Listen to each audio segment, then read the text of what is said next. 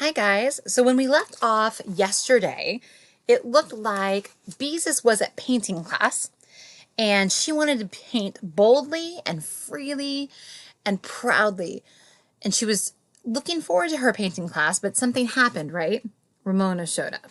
So let's read to find out what happens at the end of painting class.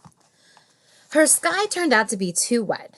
So while it dried a little, Beezus looked at what the other boys and girls were doing. Celia, who sat on her left, had already filled in a brave, bold background of pink, which she had sprinkled with big purple dots. Now she was painting a long gray line that wound all over her paper, in and out around the dots. "What's that supposed to be?" whispered Beezus. "I'm not sure yet," answered Celia.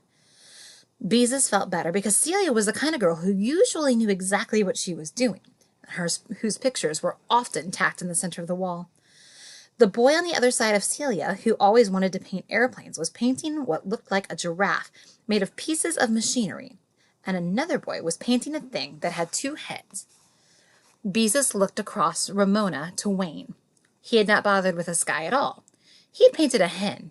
Beezus knew it was a hen because he had printed in big letters, "This is a real hen," with an arrow pointing to it. Wayne always tried to do just the opposite of what Miss Robbins wanted. "Hey, quit peeking," said Wayne in a loud voice. "I'm not peeking," said Beezus hastily, trying to look as if she had been interested in Ramona's paper all the time. Ramona had dipped her brush into blue paint and had painted a blue stripe across the top of her paper. "That's the sky," she said happily. "But that's not the way the sky is." Beezus was trying to be helpful. She felt better because Ramona had not plunged in and painted a picture full of imagination. "Skies should come farther down on the paper." "The sky is up," said Ramona firmly. Beezus decided she couldn't waste time explaining about skies, not when she still hadn't thought of an imaginary animal. Maybe she could take a real animal and sort of change it around. "Let's see," she thought. "I could take a horse and put feathers on it. No, all those feathers would be too hard to paint. Wings? That was it. A horse with wings was an imaginary animal, a real imaginary animal, because Mother had once read about a story about Pegasus, the winged horse, out of a library book. In the story, Pegasus had been white, which was a real horse color. Beezus decided to be extra imaginative. She would make her horse green. A green horse against a blue sky. Miss Robbins ought to like that. Beezus did not think blue and green looked very pretty together, but Miss Robbins often liked colors that Beezus thought did not really go together. Beezus dipped her brush into green paint and outlined a wing against the sky. Next, she outlined the body of the horse and a long tail that hung down. It was a magnificent horse. At least, Beezus hoped it would look magnificent when she finished it. Anyway, it was big, because Mrs. Robbins liked her artists to cover the whole paper. Quickly and neatly, Beezus filled in the outline of the horse, because Miss Robbins, who was looking at Celia's picture, would look at hers next. Somehow the horse was not exactly what Beezus had in her mind's eye. But even so, compared to whatever Celia was painting, a green horse with wings was really a very good imaginary animal. And except for a few soggy places in the sky, her work was much neater than Celia's. Beezus waited for Miss Robbins to point this out. Instead, Miss Robbins said, "Celia, your picture is work to be proud of. It's a difficult thing to get to be as free as this." Then Miss Robbins moved on to Beezus, her long earrings swinging forward as she leaned over the drawing board. Beezus waited anxiously. Maybe her picture wasn't so good after all.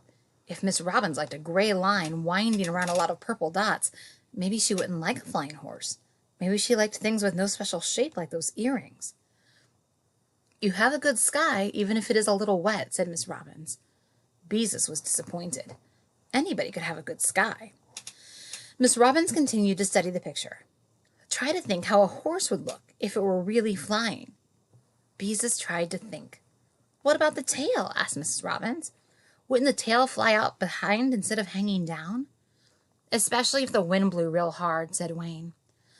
"Can't you make the horse look rounder?" asked Miss Robbins. "Think how a horse looks with the sun shining on him. Part of him would be in shadow." "Not that horse," said Wayne. "She just copied it off a mobile glass billboard, only she made it green instead of red." "I did not," said Beezus indignantly. Then she stared at her painting again. Now that Wayne pointed it out, she could see her horse did look like the one on the Mobile gas, I can't talk today, mobile gas billboard at the service station where her father bought gasoline. He was a flat cardboard horse, not a magnificent horse at all. Her horse wasn't even as good as the horse on the billboard because instead of a flying tail, he had a tail that hung down well, like a mop. All right, Wayne, said Miss Robbins. I'm sure Beezus did not mean to copy anything from a billboard. No, I didn't, said Beezus mournfully. I was only trying to change a real animal around to make it imaginary, but I just don't have imagination, is all. Why, Beezus, of course you have imagination. Miss Robin sounded shocked at the idea of anyone's not having an imagination. My little sister has lots of imagination, said Beezus. Everybody says so. Miss Robin smiled reassuringly. That doesn't mean that you don't have any. I think your trouble is that you work too hard. You don't have to be so neat. Why don't you start another painting and just try to have a good time with your paints?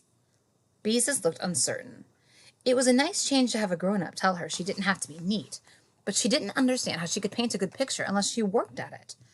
If only she had some imagination like Ramona, but no. Miss Robin said everybody had imagination. Well, if she had imagination, where was it? Why wasn't it helping her with an imaginary animal? All she could think of was that cardboard horse on the billboard. Beezus glanced at Ramona, who had been surprisingly quiet for a long time, to see how she was coming along with her picture of Ralph. Except for the stripe of sky at the top, Ramona's paper was blank. Now she dipped her brush in yellow paint, divided the hair of the brush into 3 tufts, and pressed them on the paper, leaving a mark like the track of a bird. That's not the way you use a paintbrush, said Beezus. Besides, you're getting paint on your fingers. Look, Ralph's feet marks, exclaimed Ramona, paying no attention to Beezus. You mean footprints, corrected Beezus. Now go on and paint the rest of Ralph. Feet marks, said Ramona stubbornly, making more footprints across the paper. And I can't paint him because he's just pretend. Oh, well, thought Beezus. Maybe making footprints isn't good for the brush, but it keeps her quiet. She dabbled her own brush in green paint and tried to stir up her imagination. She felt a little encouraged because Ramona was having trouble too. Hey, interrupted Wayne in a loud voice. She's licking my sucker. Ramona! Beezus was horrified to see Ramona no longer interested in footprints, calmly sucking Wayne's grape-flavored lollipop. Ramona, put that down this instant. You're not supposed to lick other people's suckers. You give me that. Wayne made a grab for his lollipop. No, screamed Ramona, trying to hold it out of his reach. I want it. Ramona, give it to him, ordered Beezus. It's all germy. You mean she's getting germs on it, said Wayne. Give it to me. The rest of the class stopped painting to watch. Wayne made another grab for his lollipop. This time he grabbed Ramona by the wrist. Let go of her, said Beezus angrily. Ramona howled as Wayne tried to pry her fingers loose from the lollipop stick. He knocked against his muffin tin, which flipped into the air, spattering paint over the table, the drawing boards, and the floor. Ramona was splashed with red and yellow paint. Blue and green ran down Wayne's jeans onto his sneakers. A pool of brown paint dripped off the table onto the floor. That's them fighting over the sucker.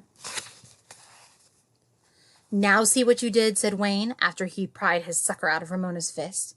See what you did, contradicted Beezus, picking on my little sister like that.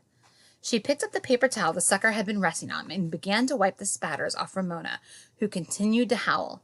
Boys and girls, Mrs. Robbins raised her voice, let's be quiet. When the room is quiet, I know you were thinking. Lots of people don't know you have to think while you paint. Then she turned to Wayne. All right, Wayne, you may get a damp cloth and wipe up the paint. I'm sorry, Mrs. Robbins, said Beezus.